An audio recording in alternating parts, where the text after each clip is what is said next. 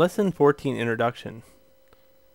You're thinking to yourself, oh my gosh, there is 23 videos to Lesson 14. I will never get this done ever. Lesson 14, if you're an instructor using this DVD, should take 2 weeks to do. Okay? It's a 2-week project. It's a fun project. In fact, I take the bug from the last one and we take it into ZBrush and we texturize it. Now here's the issue that's going to come up. If you bought this DVD for your classroom, you might not have ZBrush.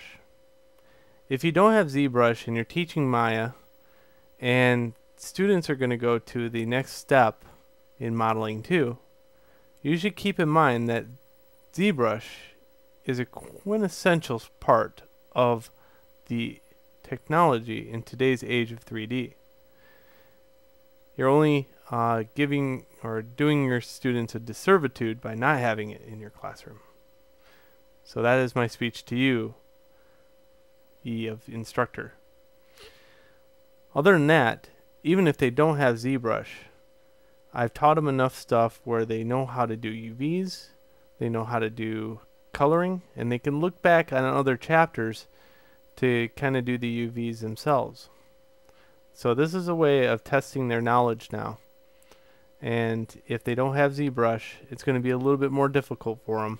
But you should trust them in the fact that they have other chapters they can dig into. And I'll go back onto texturing the ray gun. Okay?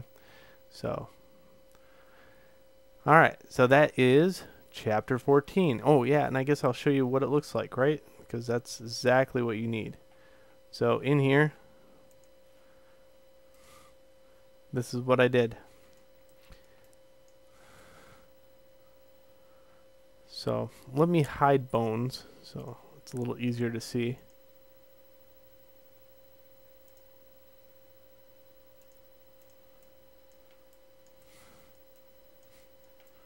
So this is not rendered. If that tells you anything about it, this is not rendered. Okay?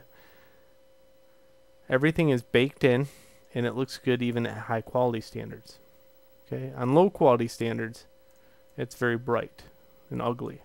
But they got these maps that are involved in order to take it and flatten it out to the point where it knows how to run color and texture. So you're also, along with this, you're going to get the knowledge of knowing the maps. So here, for example, I have my UVs. And I have this, which is the default one. But I also have this normal map.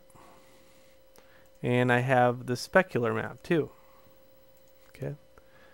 So with all three maps involved, you really get the idea of what's going on here. It's figuring out light, and it's doing it under the worst circumstances, and that's exactly what you need to learn. Alright, so there we go. We have that, and I'll tell you what your assignment is in the last video, and you could probably guess what that is. And then the next chapter is your capstone project. Okay, so enjoy, and until next video.